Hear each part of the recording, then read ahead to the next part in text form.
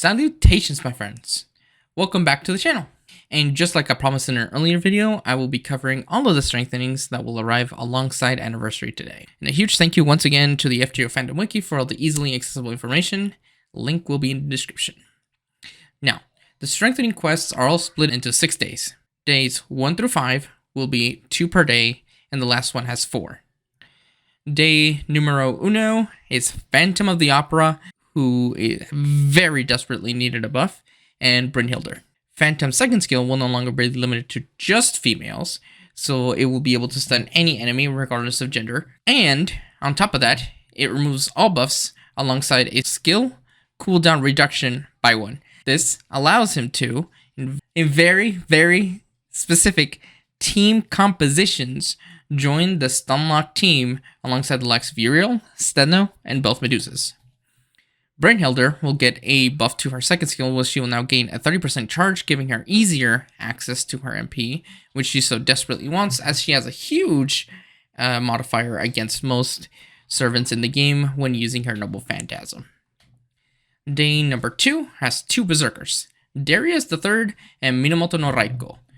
Darius will have a cooldown reduction to 1 to his guts, and on top of that, a 20% buster resistance down for 3 turns for all enemies. This allows him to hit harder, as if he wasn't hitting hard enough as the best 3-star AoE Berserker, but also lets him recover his guts and that buster resistance down a lot quicker. Raiko has the privilege of getting the first MP strengthened here.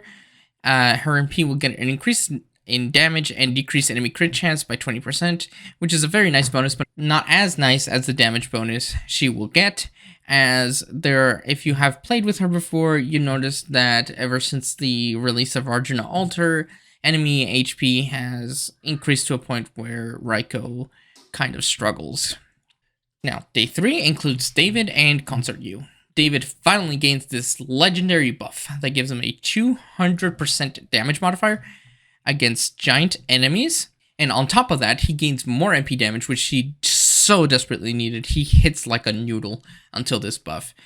This buff makes him your first choice against giants, as most are Berserker class, and there are a few Saber class giants, and given that he has a single target MP, good party support, and survivability, makes him a better choice than his competitor for the niche, Proto Arthur.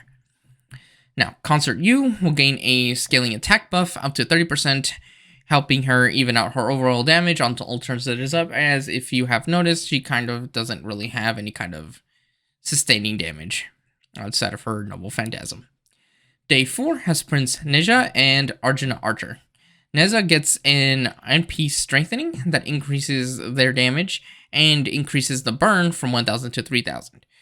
This makes it easier to clear waves, and even if the Noble Phantasm does not clear the wave, the burn helps shrink that margin of error. Now, as for Arjuna, he will gain a 10% MP gauge per turn for 5 turns, effectively giving a 50% battery on longer fights against tanky sabers or berserkers. Alternatively, it also helps him speed up filling his MP gauge alongside those arch chains. Day 5 has Gilgamesh Caster and Miyamoto Musashi Saber, both of which are getting an NP strengthening. On top of an NP strengthening, Gilgamesh will also gain a 30% party-wide crit buff, making his first skill have a little more weight to it, as now those stars are a little bit more valuable, and you can put them to good use without having to slot in a crit attacker or crit supporter.